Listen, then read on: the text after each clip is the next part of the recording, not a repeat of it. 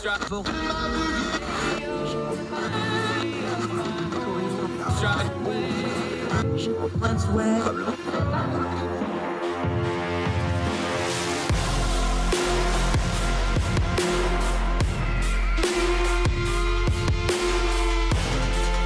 your host, Andrew Donaldson. This is Heard Tell. Hi, it's Twice on Sunday show. I'm Andrew Donaldson. Thank you so much for joining us on this recapping of all the things that happened in the week that was on Heard Tell. We had 5 great interviews. This week we had Gabby Hoffman on conservation, Jason Downey from down in Georgia. He's the chair of the Georgia State Board of Education, talking a little politics from down there. Joe Zemansky joined the program. We recapped the Ohio primary and Indiana primary and look at all the other primaries coming up for the rest of the month in May. Bert Lyko, our attorney friend, editor-in-chief emeritus of ordinary-times.com. It's the turn down the noise, turn down the caterwauling explanation of the Alito draft of the Supreme Court decision on abortion. You must listen to that. Great grown folk discussion on that. Then finally, Elise Amidro came on. We talked healthcare, American healthcare, the good, the bad, the ugly, the indifferent, the crazy bureaucracy, the stuff we do well, the stuff we don't do well, and the bomb that's getting ready to go off in 2026 if we don't do some real meaningful reform on that.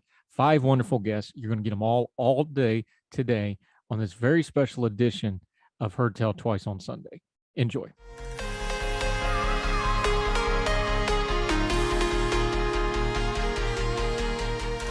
Heard Tell, one of our favorites, one of the superstars of Young Voices. We have a lot of them on. We don't play favorites.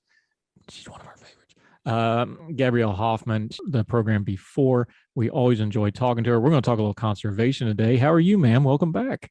Good to be with you, Andrew. Thank you for having me on. Doing well. She is an award-winning writer, very talented writer. She has a list of credits that will make anybody jealous. Of course, a Young Voices contributor. She's got a lot of irons in the fire, and one of those irons in the fire is you had yourself a very busy Earth Day. You're, of course, an avid outdoorist. We're talking conservation today. What did you do for Earth Day? Because I was up in West Virginia, which if you're going to be somewhere, West Virginia is a darn fine place to celebrate nature and the outdoors. Tell us about your Earth Day because you kept yourself rather busy, didn't you? I did. I was actually in Nebraska for a conservation-related summit, which we can go into detail as the conversation progresses. So I wasn't really outdoors on Earth Day itself, but I made up for it over the weekend doing some trout fishing in the mountains on the Virginia-West Virginia border, and I caught myself some decent brown and rainbow trout. Can't complain. Yeah, that's good stuff, especially if you cook it just right. Let's start right there. We've had this conversation before, but I always want to make sure the audience is with us on this. I want to start with the nomenclature again because people use these words and I don't think they put all the full meaning behind them. When we're talking conservation, when we're talking environmentalism as it is currently conducted, especially in the social media realm where we're discussing some really touchy and sensitive issues, kind of define those terms for us a little bit and why conservation is something you've really championed. You have a wonderful podcast, District Conservation. Why is it you take that label, even though you're talking about environmental things, you're talking about regulatory things? Just explain why that term's so meaningful to you and how you've kind of tried to reclaim that term in a lot of ways. Yeah, I'm not the only one doing it. I'm just probably one with a bigger platform that is keen on doing so, but it really is important to make a distinction between the various shades of environmentalism. Environmentalism isn't a one size fits all type of thing. It actually has a lot of shades, a lot of iterations. I think the best way to describe environmentalism is to put it into 2 camps. You have preservation, which really discourages kind of human input. It calls for no touching, no development or management of natural resources, kind of like a rewilding of practices. And you see that often on the environmental left, kind of the status quo environmental movement. They really do admonish free markets and capitalism. They don't really like that. And they want the heavy hand of government to dictate the outcomes relating to environment. And that can be problematic, of course, as we know. Conservation, on the other hand, I think is the more preferable shade of environmentalism that I think most people would agree with and support. And the United States, all things considered, has been a leader in environmentalism with obviously putting rules into effect that do contribute to cleaner air, cleaner water, stewardship practices, and a balanced use approach. And conservation calls for the wise management of natural resources. Doesn't say no management, but the wise management. And that can include for recreational purposes, whether you're recreating on lands to fish and hunt, or even if you're making a livelihood, such as whether you're doing timber, grazing, farming, cattle ranching, and other related intensive activities that a lot of people admonish and take for granted, especially when they don't know where their food comes from. So it really is easy to define what environmentalism is. Oftentimes, conservation is conflated with preservation, and a lot of people in the environmental left love to conflate the two terms. They often say conservation is very anti-capitalistic. It has to be this way. And that's intentional. That's intentional for them to kind of distort what the meaning of it is. And that's why I think many people on the right are often really ambivalent and kind of reluctant to champion the environmental cause because it is so misunderstood what this term is. So I think many like me, a handful like me in media and hopefully in grassroots and other niche areas are able to kind of reclaim that term. I've been doing so for the past few years on my podcast through my writings. And a lot of people are trying to make the distinction because, like any other charged term, I think the left loves to distort what things are. They distort what disinformation is. They distort what the truth is, or things of that sort. So conservation is really easy to distort if it goes unchallenged. So I think that's kind of the long end of it, but a good summary of what we're dealing with and what we're up against and why conservation has to be accurately portrayed. One of the big differences between environmentalism as it's currently, again, it's a broad term. You can make it mean just about anything you want to make it mean. I'm just in the parlance, especially on social media, as we see it thrown around in the news media. Environmentalism has gotten very doom and gloom. It's gotten very fatalistic in a lot of ways. You talked about this when you were writing at Inside Sources, though.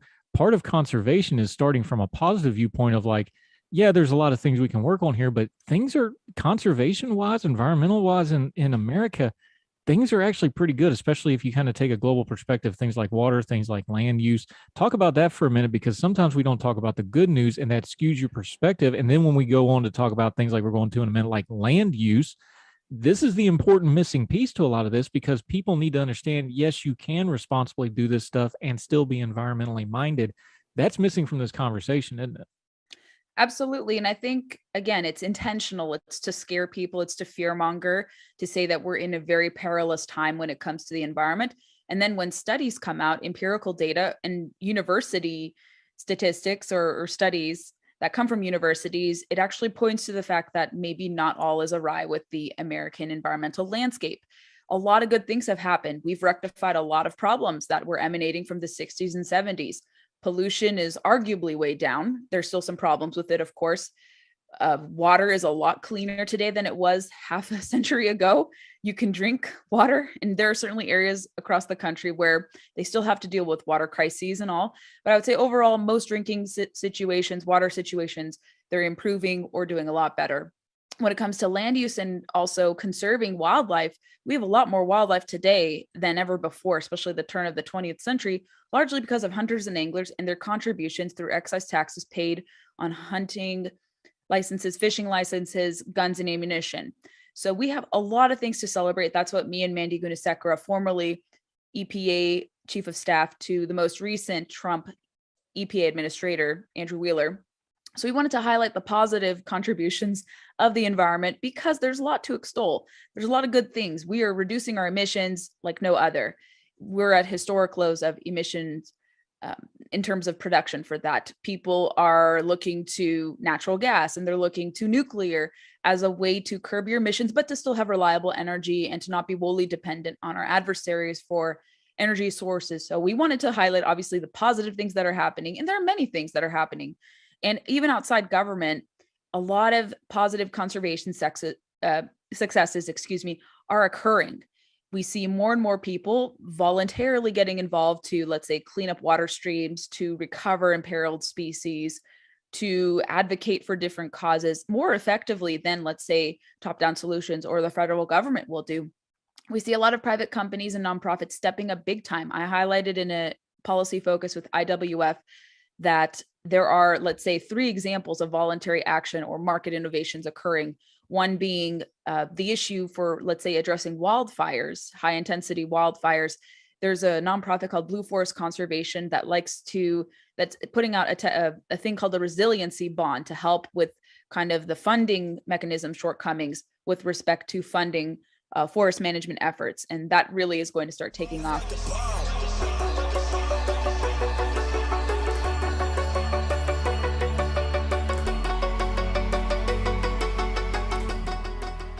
Back to Her Tell. I'm Andrew Donaldson. This is going to be fun. We're going to go down to Georgia, talk a little Georgia politics, a little Georgia policy, a little Georgia education, and this is a Georgia feller.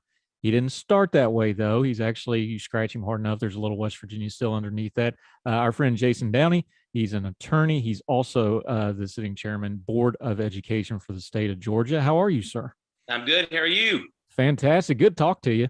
You're like me. The accent's gotten a little softer, but it'll come out. We'll get to hills and hollers and yonders here in a minute. It'll start sneaking out, won't it? That's right. Just for clarification purposes, you are a political appointee by Governor Brian Kemp. So we'll lay that out on the table, but your opinion are yours and yours alone. But let's make sure everybody knows that. Let's just start right there because we had some news this week. We had, of course, the Georgia governor debate for the primary for the Republican Party. There's just no way to talk about Purdue without going back to what happened in Georgia in the Senate runoffs. This is where this whole story changes because we had January 6th and the Georgia runoffs. That's kind of the path break on the narrative for political path that we're on right now. You were there. Go back to that moment because the national narrative for the Georgia runoffs was Trump showed up and it all went sideways. Is that how it felt for you when those Georgia runoffs happened and both Senate seats flipped blue? Yeah, I think so. You had the two runoffs, and the thing about David Perdue, and again, full disclosure, I am a Brian Kemp appointee. I'm a friend of the governor. I support the governor. You can go to my Twitter account and see some of the things I said after the debate the other day that the governor had with David Perdue. I have never been a David Perdue fan. I didn't support David Perdue in the primary when he ran in 2014 against Jack Kingston. I supported Jack Kingston at the time. So I have never been a fan of David Perdue. But David Perdue has always been a lazy campaigner. And so one of the issues that happened in that race against Senator Jon Ossoff was that David Perdue didn't show up to the debate. And so Jon Ossoff had an hour that he could just point at an empty podium and say, "Where is my opponent? He's not here." And that's sort of been the narrative throughout David Perdue's political career. He's always been a lazy campaigner. And now he's got Trump doing his evil work for him, so to speak. Trump is really targeting Governor Kemp because he thinks, of course, we know that Donald Trump, if you betray him, that's just the worst thing you can do. And that's what's happening now with this race. But yeah, it all goes back to Trump's involvement way back when, January 5th and 6th, when that happened. And it's been downhill ever since. Now, and to be fair here, Kelly Loeffler was the other candidate in that race. I'm trying to think of a way to describe it. She may be the least charismatic stump speech candidate I've ever seen in my life. And I was represented by Nick Rahal for many, many years. So that's saying something. Yeah. That's a West Virginia reference. Y'all go look it up on your own time. She was a terrible candidate. I mean, just like you could not put her, if you were doing a TV show, you couldn't put her on TV. She's that bad with a microphone. Even with that all said, though, Jon Ossoff and Raphael Warnock both won their Senate races. Because it was a special election, Raphael Warnock is up. One thing the national narrative skipped over because they were so busy talking about Trump. Talk about Senator Warnock for just a second, though, because that race, am I in the minority with some of our friends here? I think he's going to be a really tough out because that race got personal. It got really, really ugly, and it's in recent memory. I don't think people have forgotten. Talk about that for a minute because the national narrative kind of skipped over that a little bit, but that race got really, really nasty in the state of Georgia, didn't it? It really did. The thing about Kelly is, and I've known Kelly for a little while, I supported Kelly as well, but when you have to understand when Senator Johnny Isakson retired, it gave Governor Brian Kemp the opportunity to appoint someone. And this is where the falling out began. And there's actually a book about this that a friend of mine, Greg Bluestein from the AJC, wrote. And it's about this whole timeline of what happened in Georgia politics. And it really began with Governor Brian Kemp beating Stacey Abrams in 2018 and how everything came from that and was born out of that. So when Governor Brian Kemp appointed Kelly Loeffler as senator to replace Johnny Isakson, Donald Trump was very mad. He was president at the time, and he really wanted Representative Doug Collins to be that person. That was his hand-picked person. And when that didn't happen, that was when the betrayal began in Donald Trump's eyes. And Doug Collins decided to jump in and run anyway. We had what was called a jungle primary where everybody's up at one time. Doug forced Kelly Loeffler to move further right. And the whole reason that the governor appointed her was thinking that she could appeal to what we call the Cobb County soccer moms in a lot of ways. Some people call them that. I just call them, the Cobb County moderate voters, if you will. That's sort of a microcosm of where we are in the state of Georgia. Cobb County is a county right outside of Atlanta. And I think he hoped that Kelly would be able to appeal to those voters. But when Doug Collins jumped into the race, it forced Kelly to move further right.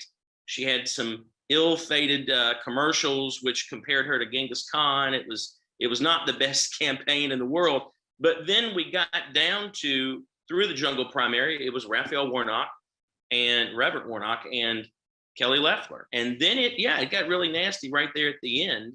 And I will say this, that, Reverend Warnock, I have met him. He is a very dynamic individual, very charismatic. It's going to be interesting what happens now. Herschel Walker is probably going to end up being the Republican nominee running against him in that race. It may get nasty again. And when I say nasty against Herschel, and then nasty against Senator Warnock.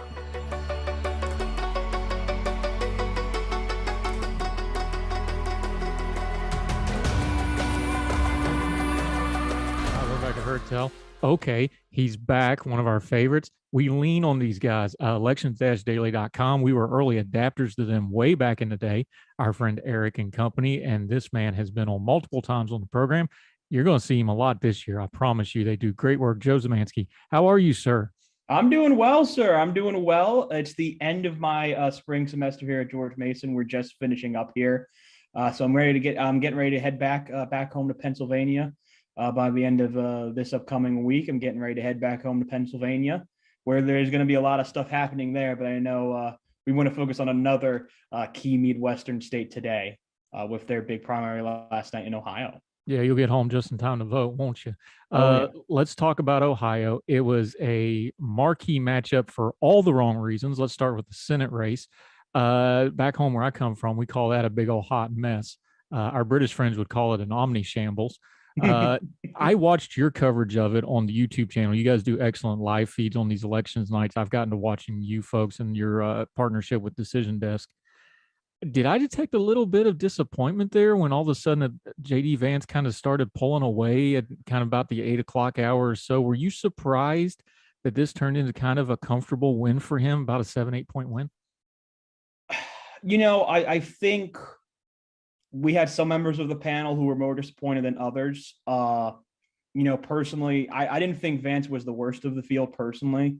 I thought some of the comments made by Josh Mandel and, a lot of the stuff that he was saying to try and gain primary support, I thought would actually hurt him more in a general election than anything JD Vance has said so far. But I was surprised at about how comfortable it was becoming.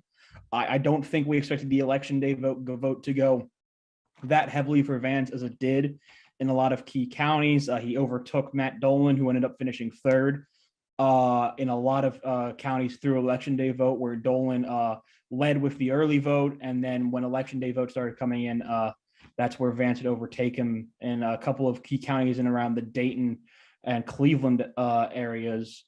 So I think I was surprised by the margin in the end. I wasn't necessarily surprised in the result.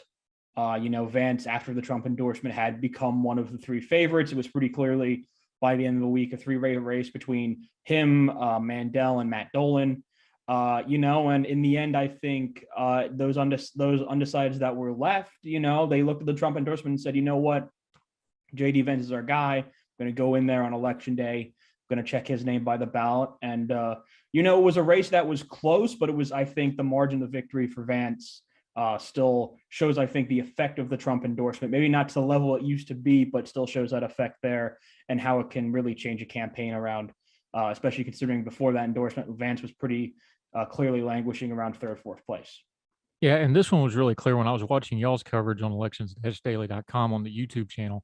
It was really clear cut because, of course, the first returns you get on an election, the way we do things nowadays, is the early voting comes in first, and then you're waiting for the election day stuff, especially the way Ohio had it set up. And it was exactly like you said, just as soon as the election day stuff started coming in, especially Cuyahoga County, which is Cleveland area, as soon as the election day, it was really apparent within 15, 20 minutes, those first Yep. 3 or 4 returns, that, oh yeah, the election day had swung to Vance. With credit where it's due, that's got to be the Trump endorsement, because like you said, Vance bounced between third and fourth. He was second a couple times. Gibbons took the lead for a while. Mandel had a lead for a while. Dolan kind of had a late surge in a way. There's just no other way to do this. I don't think JD Vance wins this without that endorsement. No, I think there was a lot of criticism from people who likes who like Trump, and also people who don't like him the whole bunch, but people in my circle who work in both and work in that area who say, Vance was not really running the best campaign until he got the Trump endorsement. A lot of people agree that's where that was really turning around. Without that endorsement, if Trump endorses someone else like a Mandel or a Gibbons, or if he had stayed out of it completely, I don't think JD Vance is the nominee currently, but that's not the world we're living in. And it shows, I think, the extent that the Trump endorsement works currently. And I think it shows how important it is in such a split field like we had in Ohio. I mean, we can't forget Mike Gibbons still got around 13% of the vote as well, which is not in such a highly competitive race. It's certainly not a bad number, and it's not a number that didn't have an effect on this race. Yeah, Vance won with about 32, 33%. That'll get refined upwards. Let's call it 35-ish. That's not exactly a ringing endorsement, but it's a split field, like you said. Okay, let's preview the race. Tim Ryan won very comfortably. He won 70-30-ish. What does that race look like in Ohio? He's trying to moderate. He's trying to do kind of the classic moderate, blue-collar, little more Youngstown than DC kind of sort of thing for Ohio. How's he going to match up with the new populist nativist JD Vance, who is coming off a big win? You know what? I still think Ohio is going to be one of the hardest states for Democrats to do anything in 2022. It was a state that voted pretty relatively to the right of the nation in 2020, actually. I mean, even though the margin between Trump and Biden was basically the same as it was between Trump and Hillary in 2016, we have to remember the country moved 3 points to the left in terms of nationwide popular vote in 2020 compared to 2016. So Ohio is actually more to the right of the nation in 2020 than it was in 2016. This is just a state that's really become very, very hard for Democrats to win. There's not really expansion in the right areas. Parts of suburban areas, and especially the exurbs in Ohio, are very, very deep red. You still have some very populous areas like Mahoning, where Youngstown is, and around the Akron and Canton areas that are trending Republican, and these areas do have a lot of people in them. Ohio has truly kind of been the basin of this white working class vote, trending to Republicans, kind of like Iowa has kind of lost its swing state vote, swing state status in the last 2 years. It's become more of a Republican tinged state compared to 2004, 2008, 2012. So I think it's gonna be really hard. I think Tim Ryan is definitely the best that Democrats could have gotten in terms of that race, but especially with Mike DeWine winning renomination, he's heading up that governor's ticket again. You look at the number in total votes between the two primaries. I just don't see it in Ohio. I think Vance wins relatively comfortably, probably around 8 to 10 points. I think Ryan I think does overperform the margins that I think we could see in the governor's race, but I think it's going to be very, very hard for him to pull out a win. And the fundamentals are really just not there for him. Yeah, I mentioned Youngstown on purpose because Joe Zemansky from Elections Daily joining us. I mentioned Youngstown on purpose because I know you guys, you love your numbers and you love your swing counties. Mahoning County, which is Youngstown Alliance, that's one of the biggest swing counties in the country. They went Obama, huge Trump, huge back to Biden. Eye-popping numbers, 30, 40-point swings. Isn't that indicative of just how volatile Ohio has been over the last few years? And is that where you start talking about, man, I don't know if Tim Ryan can keep this to single digits or not unless JD Vance shoots himself in the foot? Yeah, I think that's really going to be the issue. And this is where why I do think that actually Vance was a better nominee for Republicans than I think Josh Mandel was. Vance, as much as he's run in a certain way, we cannot forget is still a very well-educated individual who, is a Yale graduate. This is not a guy who's going to shoot himself in the foot on a debate stage against Tim Ryan. In college, he would have been in that situation. He's gone on book tours before. He understands how to talk to people. it's not a hard thing to see. I think Vance do better. I think it's not a hard thing to see him do well. And I really do think that, we Democrats are kind of overestimating the idea that Vance is going to somehow underperform compared to the norm that we're starting to see in Ohio. I think that's actually kind of an overrated statement compared to some of the analysts. Now, I would ask you about the Ohio House races, except we didn't have any. We only had one or two because the maps got hung up in court. Is this something we're going to be seeing in other states? I know a couple of years ago in North Carolina, we did 3 elections in 18 months because of the court rulings on maps. Are we going to see this in other places going forward? Because a lot of these states, there's still some court holdups. This is probably more dramatic in Ohio than some of these other states are going to be, but is this something we still need to keep an eye on? Well, yeah, obviously, while Ohio, by basically sheer force of refusing to listen to the state Supreme Court, did get their House of Representatives elections to their congressional maps and their congressional elections going last night. But their state House and state Senate races, unlike Indiana, were not able to be completed because those maps still have not been passed yet. We're going to see this problem kind of probably come up in New York, where it looks like they've pushed back congressional and state Senate races back to August. But right now it seems like they're going to keep their statewide and state assembly races in the earlier date because of court orders there so far. This is a possibility in Missouri. This is a possibility maybe even in Kansas, where we're still playing around with court and map issues. This is not an issue that's gone away, surprisingly, as this issue's become much more bloody in the way of redistricting. It's not something that we've gotten rid of yet. So New York really is kind of the state to watch right now, where we could see, again, separate elections for key races within the summer time period. So, it's certainly still something that's going on. And, it'll be interesting to see if it happens anywhere else. Yeah. You mentioned Governor DeWine won very comfortably. There were some protest votes, but that race was not in doubt. Nan Wally will match up against him. It's former Dayton mayor. What line do you put on that? Is that pretty much safe? Is it lean? What do you think for the Governor DeWine? I think for Governor DeWine, it's pretty safe. He's had some issues with as we saw last night, he did get under 50% of the total vote last night because of other candidates involved in the race. His margin of victory was around 20 points, I believe, over Jim Renacci in that race. I think DeWine is fine.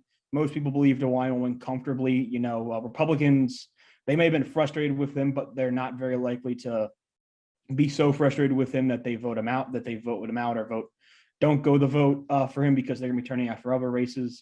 DeWine's popular. He's just kind of the similar model, I think, of Rod Portman in 2016.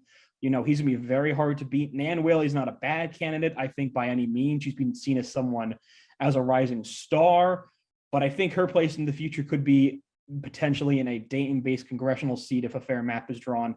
I don't think it'll be the governor's office. We have this currently rated as safe Republican, and it's pretty hard for me to see that change.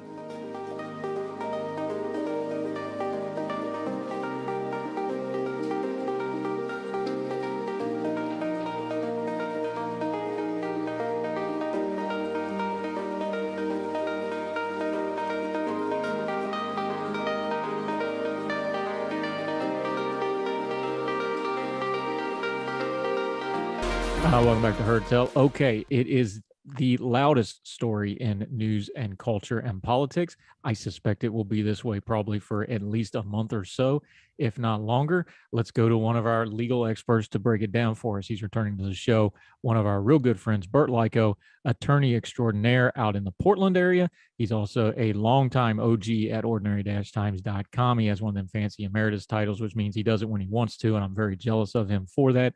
My friend, how are you today?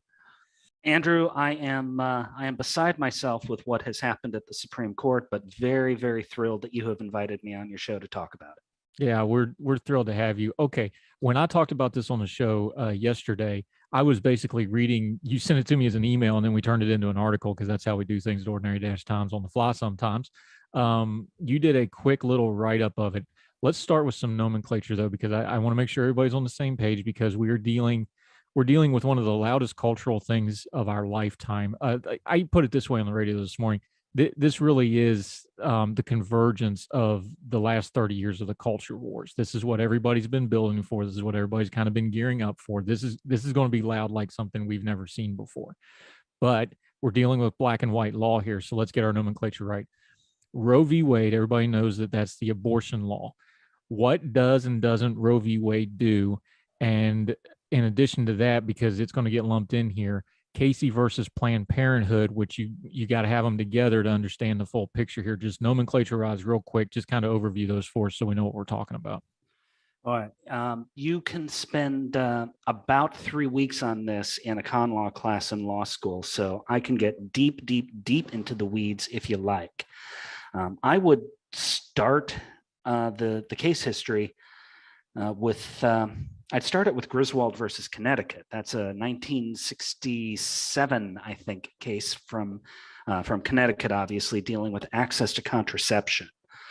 And that case decided that individuals have a fundamental right to have access to contraception based on this notion of a right to privacy.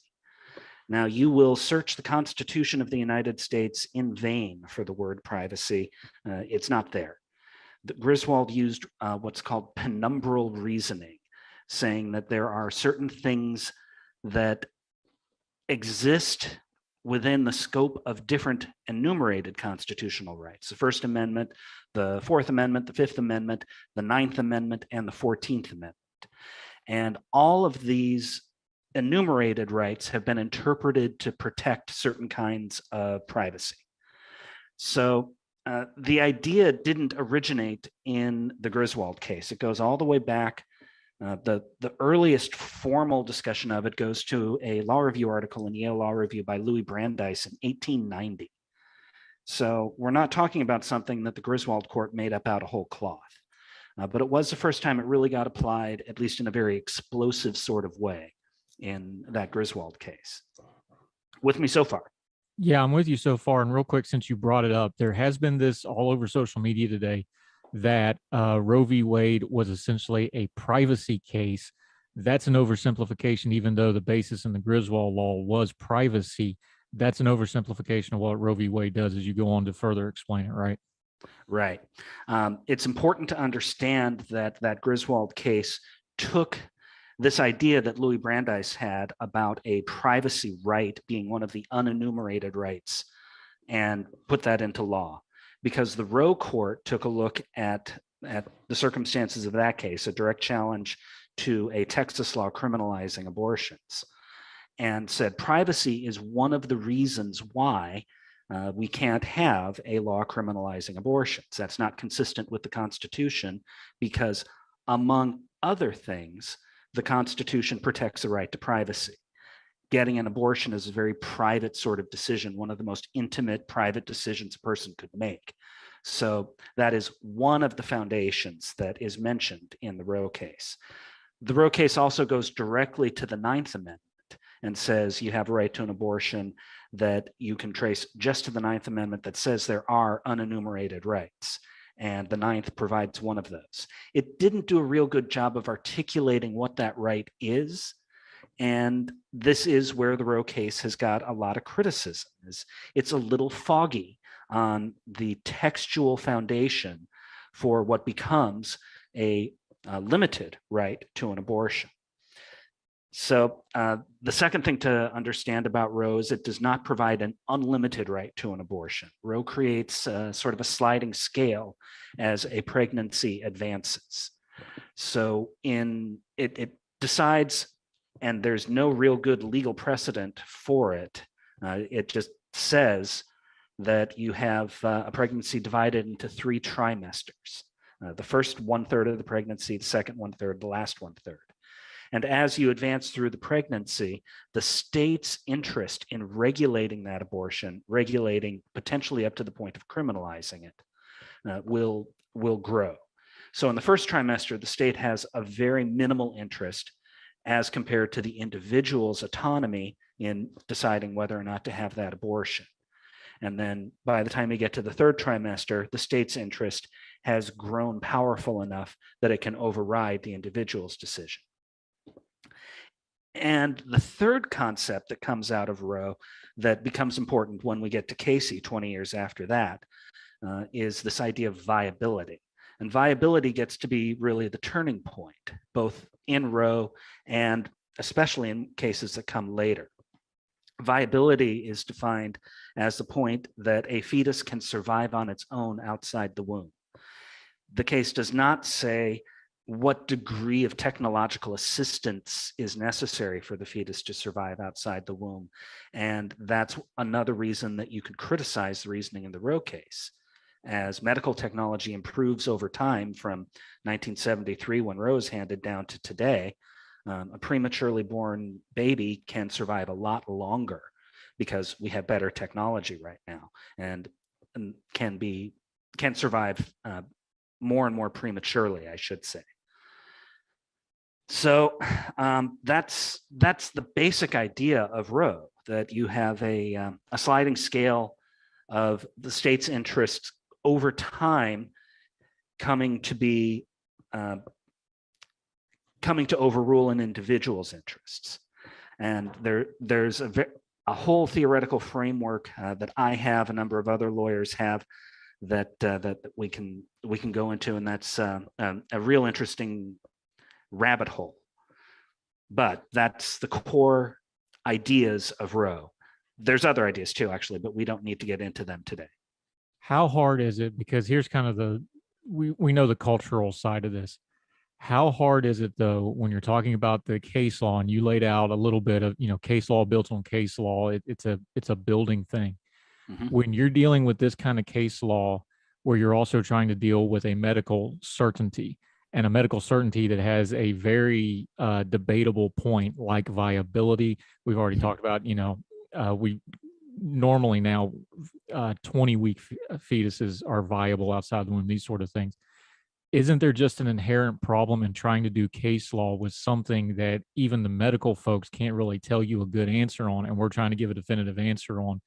Is it too much to say that this is one of those points of law where the law is just inadequate to try to explain this, and there's just always going to be a tension here no matter what you do? There will always be tension about this because this is such a morally fraught issue. And people of very, very good faith and very good morality are always going to disagree about this. That will never, ever change. It has never, ever changed since thousands of years ago, when abortions were first done with different kinds of chemical inducements.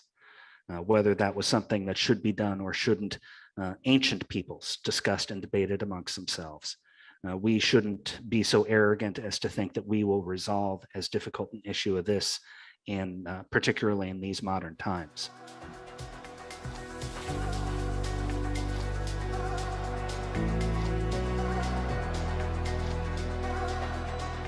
Welcome back to Heard Tell. I'm Andrew Donaldson. This is going to be good. We're going to talk a little healthcare. Another of our great Young Voices contributors, Elise Amedro. I didn't say the Z's. I practiced hard on it. Great writer. She's been writing about healthcare stuff. Ma'am, how are you? Thank you so much for the time today. I'm doing great. It's great to be here. It is. I appreciate your time very much. Let's start big picture before we delve into some of the writing you've been doing. I want to do a little perspective, because we seem to have some really well-worn narratives in America media, especially the news media, especially social media, about our healthcare system. Give us a little bit of perspective, though, because, if you listen to Twitter, people are dying in the streets and it's horrible and it's the worst healthcare system ever. Or there's people who's like, yay, the free market is the best thing ever. We know neither of those is true. You've spent a lot of time overseas. You spent time in America. What would you say the actual state of our healthcare system is? Because it's kind of been, and you wrote about this, it's been pretty static since the ACA, Obamacare, whatever you want to call it. Not a lot has changed. So what's the current status of our healthcare system if you take an objective viewpoint of it? Yeah, objectively, we spend a lot of money on healthcare in the US. The government does and the private sector does. So I think the biggest lie that people believe is that this is a free market. Healthcare is by no means a free market. There are about $1 and $2 in healthcare that comes from the public sector. So we're really not in a free market system. Now, there is more market involvement here perhaps than in the rest of the world in many places, but that doesn't mean that the private sector here is unimpeded either. There are lots of healthcare regulations. And I think those two things together, the fact that there's a lot of regulations and still a lot of control from the public sector, that actually drives up our prices. So we spend more, that is very true. We spend more money per capita on healthcare than any country in the world. But that's not the full story. It's not because of the free market. There is so much more going on. And part of it is just that the government has done such a great job getting involved in every single aspect of our healthcare system. And that's really the two-edged sword when we're talking about healthcare in America right now, isn't it? Is that there's all this money involved, but there's also all these strings about where the money goes. And then when you go to the private sector side, there really is some really definitive funnels of where all the money goes and where the money is to be made, just to be frank about it. How unique is that to the world, though? And I know people talk about things like socialized medicine or single payer or European style or whatever you want to talk about. How unique in the world is our system of healthcare where we have both of those and we have this absolute river of money going through it, and we have generally pretty good healthcare, but the problem is we're not really getting the bang for the buck for it, are we? No, that's absolutely correct. To go back in history a little bit, in the 40s, we started having wage controls due to the war. And that's when employers started offering healthcare. That's a pretty unique thing in the world. There are very few countries where employers offer health benefits to employees. And that came about because they couldn't raise the wages, so they just offered new benefits. After the war, we solidified this, so we codified it in the law. The IRS says employers are exempt from taxation whenever they provide, that money that they give of the wages to their employees for health benefits does not go taxed. But past that, in the 60s, we realized, wait, not everyone's an employee. Some people cannot work because they have disabilities, and some people are too old to work, they're retirees. And so what do we do for those people? And that's when Medicaid and Medicare came into the picture. And we started, involving the government much more in our healthcare system. And so over time, that actually has led to a huge number of people being covered by Medicaid and Medicare. And while our quality remains very high, you mentioned earlier, people are not dying left and right. We have excellent care in the United States, despite all of the criticism that can be validly, expressed. But we've seen just how much this intrusion of the government, and then the way we regulate what counts as, coverage, what counts as, good care, that actually has led to an increase in prices. You mentioned the history of it going back to the 40s. It seems to me, because I tend to put history on a lot of the things I deal with, even if it's an economic or a political or a healthcare issue like this is, and this is all three of those wrapped into one. The post-World War II era really shaped America as it is now. That's where we got the explosion in population, we got the explosion in economic growth, and that's when the healthcare system became, well, we have all this competition for jobs, so all these jobs started offering healthcare benefits because they were competing for all these people and for all this economic growth. Well, we're 60, 70 years down the road from there. Does that model still work in America? Because that's the model as it's set up. The government's doing a lot of patching of the holes between that, but is the base assumption of, well, the employers are going to provide health care? That's really where the debate is on all this, isn't it? It is, and there are several issues now. Like you said, over time, the situation has devolved into something that's not really sustainable. On the one hand, because healthcare costs have grown so much, we have a hard time providing health insurance to people at an affordable rate. So employers spend, $7,000, $8,000, $9,000, $10,000 per person for insurance, and that's a really high cost. Like whenever you want to bring on a new employee, you bear that cost that the employee may or may not see, because not every employee pays the premiums, and most employees do not pay the full premiums. So that's a challenge for small businesses that want to come online. How can they afford that? Like adding this burden for each employee that they bring on. And then for Medicare, when it was first created, people, like, life expectancy was around 69 years old. So people would be covered by Medicare for a few years and then they'd pass away. Currently, thanks to advances in medicine, we have much longer lives. And so people, someone who retires today has a life expectancy well into the 80s, which means that we're now giving people care for, 15 years, 20 years. that's very expensive, and it's not sustainable at the rate that we're seeing it now. Yeah, Medicare and Medicaid's always going to be an issue. Let's come up to the present moment, though. The dominant force in the healthcare debate and discussion and discourse has been the Affordable Care Act, Obamacare. We're 12 years down the road on it. We know what was promised. We know some of the jingoistic stuff, like, like your doctor, you can keep it. We know that part of it. But it's been static. Nothing's really changed demonstrably from that, despite Republicans saying they were going to repeal and replace it, which we always knew was a little bit of a song and dance, which now we have the evidence they was. 12 years on, what did it do? What didn't it do? Because that's really the framework we need to take as far as going to, okay, what's our next steps in trying to improve healthcare here, isn't it? Yeah, so one thing that it promised, or at least Obama on the campaign trail in 2008 promised that he was going to cut costs for a family of four by $2,500 a year. Well, our costs have like tripled or quadrupled since this happened. So since we passed Obamacare. So costs have not gone down. It has not been affordable. Has it covered everyone? Because we were saying, we're going to protect patients, we're going to give them coverage, but we'll still have roughly 30 million people who are uninsured. That's about 1 in 10 Americans. Now, some of them don't want to be insured. There are reasons why the Obamacare design, went away at first. Everyone was supposed to have insurance or they would pay a penalty. That penalty went away. But still, it's not closed the coverage gap, you could say. What we have seen is lots of people benefiting from the Medicaid expansion. So many states expanded Medicaid coverage to people who were not previously eligible, people who didn't have disabilities or didn't have an income below the federal poverty level. And that's been the main way through which people have gained coverage through the ACA. Now that coverage is not great, and it is also pricey both to the federal government and to the states without seeing great improvements in health outcomes.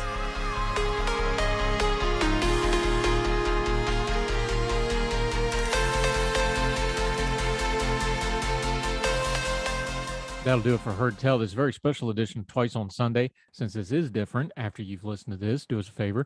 Let us know what you think. Do you like it this way? Do you like it the other way? Reach out to us. HeardTellShow@gmail.com. Heard Tell Show on the Twitter. And of course, you can always comment on the YouTube page or on any of the podcasting platforms that you're listening and or watching this on. We always appreciate you. Make sure you're subscribing and sharing. That's very important to us. But let us know. 5 great interviews this week. So until we see you again, wherever you and yours are, across the street, around the world, we hope you're doing well. We hope you're well fed. We'll see you right back here for more Heard Tell next time. Y'all take care. All the music on Heard Tell is provided under a Creative Content license from monstercat.com.